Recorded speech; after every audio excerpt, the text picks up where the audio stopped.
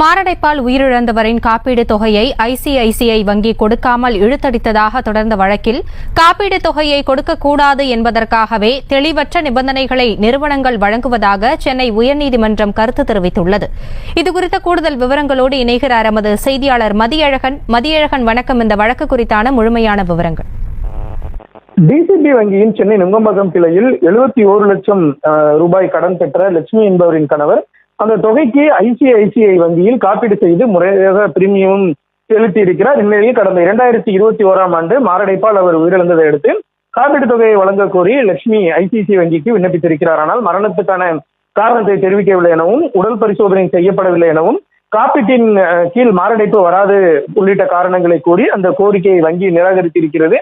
இதனை எதிர்த்து லட்சுமி சென்னை உயர்நீதிமன்றத்தில் மனு தாக்கல் செய்திருந்தார். இந்த மனு நீதிபதி ஜி.கே. இளந்திரையன் முன்பு விசாரணைக்கு வந்த பொழுது மனுதாரர் தரப்பில் கொரோனா காலத்தில் மரணமடைந்த